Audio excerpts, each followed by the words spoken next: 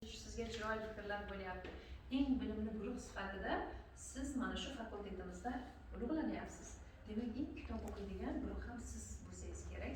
Domla aytganlaridek, bu auditoriya kengayishi kerak, bu arxeologiya bo'lib qolmasligi kerak, balkim tarixchilarimiz ishtirok etishi kerakki va bular o'rtasida musobaqalar bo'lishi kerak, bellashuvlar bo'lishi kerak. Shuning uchun men sizdan istab qolardim, kitob shunday ulug' ne'matki, uni siz bir-biringizga sovg'a qilishingizni istardim. Bizni davrimizda kitob sovg'a qilinar edi. Bu yerga o'zining dastxati yozilar, chiroyli, mana shundan shu bayram uchun sovg'a. Mana shunday kitoblar sovg'a qilishini istardim.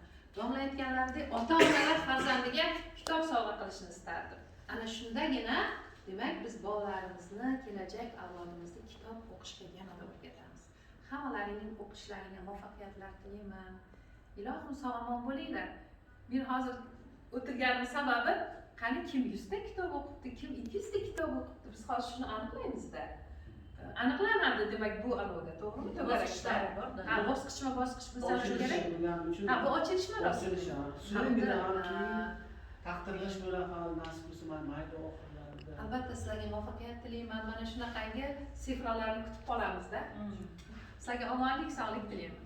Ustoz, rahmat samimiy fikrlaringiz uchun. Endi so'z navbatini ustozimiz falsafa fanlari doktor Omonova Feruza ustozga beramiz. Marhamat ustoz. Rahmat. Bu kishilar dars o'qimagasizlar-da, bularni yaxshi tanimaganlar uchun kimlar o'zi bular deyapti. Bu ta'riflar yuqoridagi ta'riflar chinmikan, yolg'onmikan deyapti. Men bular birinchi kursda o'qitganman. Bular kim, qanday, nimaga qodir hammasini yaxshi bilaman bolalarni.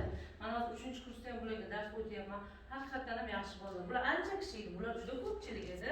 Faqat saralanib, bular 16-17 kishi qoldi. Bu degani ilm izlagan bolalar qoldi. Mana shu arxeologiya sohasida bular ilmiy tadqiqot qilaman, olim bo'laman degan bolalar qolgan bu yerda. Haqiqatan ham darslarda ham aktiv, juda zo'r bolalar, saralangan bolalar haqiqatan ham.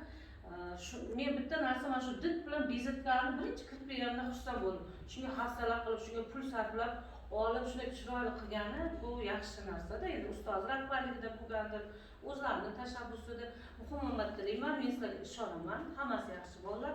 G'ayrat qilamiz va bu shunchaki ochilish marosimi bo'lib qolmasligini va sizlarning orqalaringdan boshqa kurslar ham nima deydi, ergashib kelib, auditoriyani sizlar kengaytirishlaring tarafdori bo'laman. Chunki ustozlar emas, talabalar tashabbuskor bo'ladi-da. Shuni talab qilaman sizlarga. Qolgan gaplarni darslarda gaplashib beramiz. Rahmat. Rahmat ustoz.